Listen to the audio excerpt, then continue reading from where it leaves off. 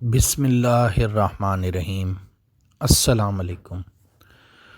سلطان صلاح الدین ایوبی کی زندگی کے سچے واقعات کا سلسلہ جاری ہے۔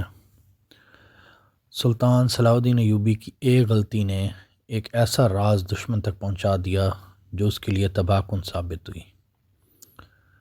ہوا یہ کہ سلطان صلاح الدین ایوبی نے صلیبیوں کا ایک جاسوس جو عالم بنا ہوا تھا اور امام مسجد بنا ہوا تھا، اور اس نے پکڑا کیونکہ وہ اسلام کا عجیب و غریب رخ عوام کو بتا رہا تھا، اور اس کے ساتھ دو خواتین تھیں جو صلیبیوں کی جاسوس تھیں۔ تو ان تینوں کو اس نے بلا کے ساتھ والے کمرے میں بٹھایا جہاں پہ اس کے کمانڈروں کا اجلاس ہو رہا تھا۔ اس اجلاس کے دوران مختلف گفتگو ہو رہی تھی، اور ایوبی کی غلطی سے ساتھ والے کمرے میں وہ لوگ سن رہے تھے۔ کیا یہ غلطی جان بوجھ کر ایوبی نے کی ان کو سنانے کے لیے، یا مقصد کچھ اور تھا؟ واقعے میں سنتے ہیں۔ سلطان صلاح الدین ایوبی نے گفتگو میں کہا، ہمیں مکمل رازداری کی ضرورت ہے۔ ایوبی اپنے کمرے میں ٹہلتے ہوئے کہہ رہا تھا، اگر صلیبیوں کو ہمارے حملے کی خبر قبل از وقت ہو گئی تو ہم کرک تک نہیں پہنچ سکیں گے، وہ ہمیں راستے میں روک لیں گے۔ ہمارے لیے خطرہ یہ ہے، صلیبیوں کے مقابلے ہماری فوج بہت کم ہے۔ صلیبیوں کی نفری زیادہ ہونے کے علاوہ ان کے گھوڑے اور ہتھیار ہم سے بہتر ہیں۔ انہوں نے لوہے کے خود پہنے ہوئے ہوتے ہیں، خود وہ ہوتا تھا جو سر پہ پہنا جاتا تھا، اور زرہ بختر بھی پہنتے ہیں، زرہ بختر جو جسم کی حفاظت کے لیے لوہے کا لباس تھا۔ اس سے ہمارے تیر انداز بیکار ہو جاتے ہیں۔ میں چاہتا ہوں صلیبیوں کو بے خبری میں پکڑوں تاکہ انہیں کھلے میدان میں لڑنے کا موقع نہ ملے۔ اگر وہ کھلے میدان میں لڑے تو ہمارے پیچھے آ کر ہمارا سب کھانے پینے کا نظام کا سلسلہ روک دیں گے۔ اس کا نتیجہ شکست کے علاوہ کچھ نہیں ہوگا۔ میں وہ راستہ اختیار کروں گا جو جاریب کے ٹیلوں سے گزرتا ہے۔ یہ بڑا وسیع اور عریض علاقہ ہے۔ مجھے صرف خطرہ یہ ہے، صلیبی راستے میں آ کر لڑے تو ہمیں شکست کے لیے تیار رہنا چاہیے۔ اس کا علاج یہ ہے، فوج کو 3-4 حصوں میں تقسیم کر کے صرف رات کے وقت سفر کروایا جائے، دن کے وقت کوئی حرکت نہ کی جائے۔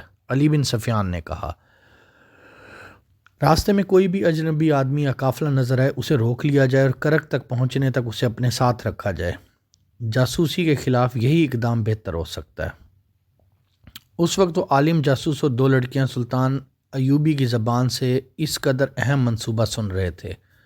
شوبک کے قلعے میں صلیبیوں کی اہم شخصیتوں اور کمانڈروں کی کانفرنس بھی بیٹھی ہوئی تھی، وہ لوگ پریشان تھے۔ اب دوسری طرف ان میں ایک حاتم الاکبر نام کا ایک مصری مسلمان بھی تھا۔ وہ انہیں یہ خبریں تفصیل سے بتا چکا تھا۔ خلیفہ العاضد معزول ہونے کے بعد مر چکا ہے، مصر اب بغداد کے خلیفہ کے نیچے آ گیا ہے۔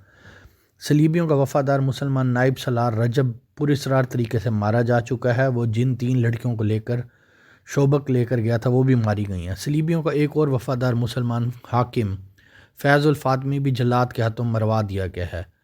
اب حاتم الاکبر نے انہیں یہ خبر بد سنائی کہ جس عالم جاسوس کو 2 لڑکیوں کے ساتھ قاہرہ بھیجا گیا تھا وہ عین اس وقت لڑکیوں سمیت گرفتار ہو گیا جب اس کا مشن کامیاب ہو رہا تھا۔ یہ ثبوت ہے کہ صلاح الدین ایوبی کا جاسوسی کا نظام بہت ہوشیار ہے، کونارڈ نے کہا۔ کونارڈ صلیبیوں کا مشہور حکمران اور فوجی کمانڈر تھا۔ اس نے کہا، ان لڑکیوں کو وہاں سے آزاد کرانا ممکن نہیں، انہیں اچھی لڑکیاں ضائع ہوتی جا رہی ہیں۔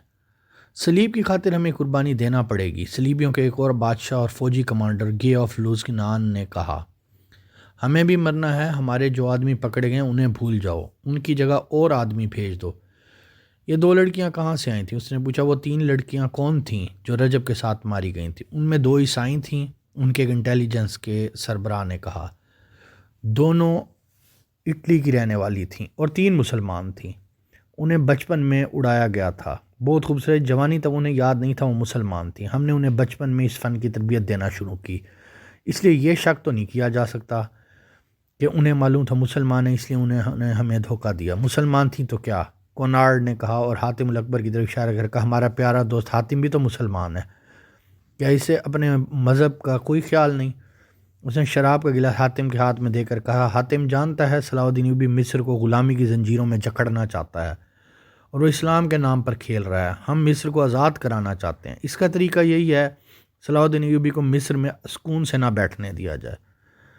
حاتم الاکبر صلیبیوں کی شراب میں بدمستی میں بیٹھا سر ہلا رہا تھا۔ اس نے کہا، میں اب وہاں ایسا نظام کروں گا، آپ کا کوئی آدمی وہاں پکڑا نہیں جائے گا۔ اگر مصر میں ہم یہ گڑبڑ نہ کرتے تو صلاح الدین ایوبی کبھی کا ہم پر حملہ کر چکا ہوتا، ایک صلیبی کمانڈر نے کہا۔ یہ ہماری کامیابی ہے، ہم اس کی طاقت اس کے اپنے آدمیوں پر ضائع کر رہے ہیں۔ کیا اس کے اور علی بن سفیان کے خاتمے کا ابھی کوئی انتظام نہیں ہوا؟ کونارڈ نے کہا، کئی بار ہو چکا ہے، انٹیلیجنس کے انچارج نے کہا، لیکن کامیابی نہیں ہوئی۔ ناکامی کی وجہ یہ ہے، دونوں پتھر قسم کے انسان ہیں، نہ وہ شراب پیتے ہیں نہ عورت کو پسند کرتے ہیں، اس لیے انہیں شراب میں کچھ دیا جا سکتا ہے، نہ عورت کے ہاتھوں مروایا جا سکتا ہے۔ اب کامیابی کی توقع ہے۔ ایوبی کے باڈی گارڈز میں 4 آدمی فدائی ہیں، انہیں میں نے بڑی چالاکی سے وہاں تک پہنچایا ہے، جب بھی موقع ملا وہ دونوں کو یا ایک کو ختم کر دیں گے۔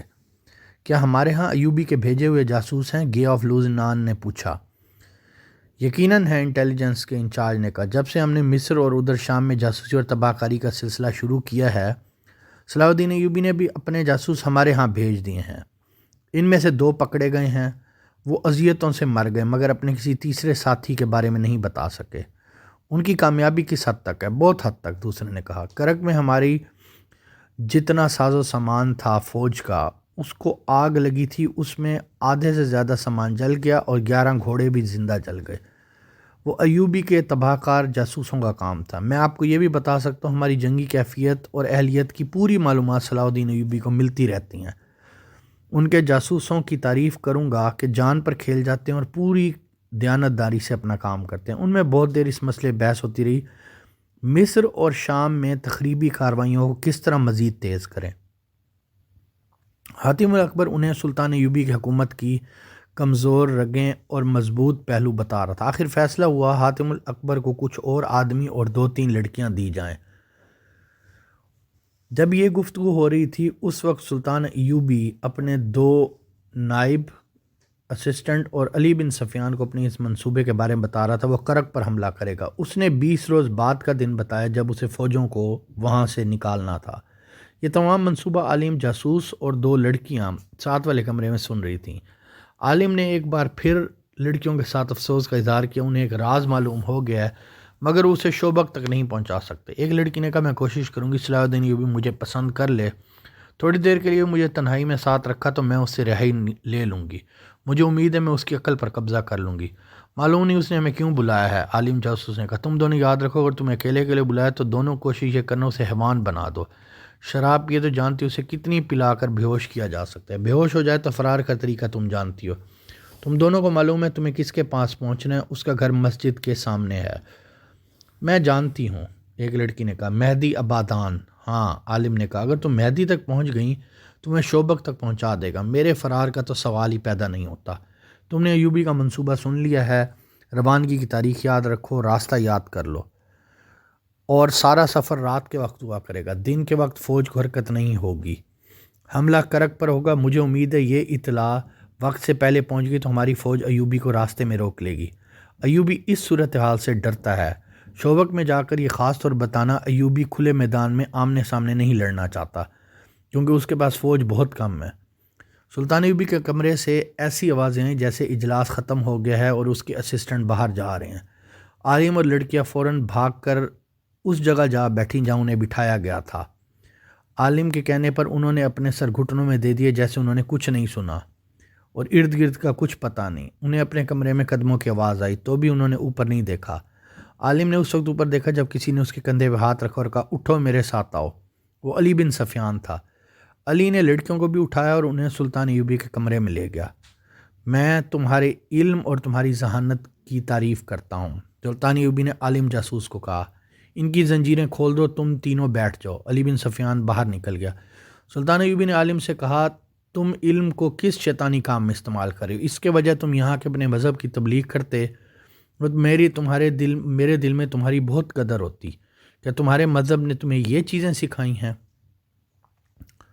تو کیا وہ عالم یہ راز لے کر پہنچ گیا صلیبیوں تک، یا وہ راز وہیں کا وہیں دفن رہا؟ اس کے بارے میں آنے والے حصے میں بتایا جائے گا۔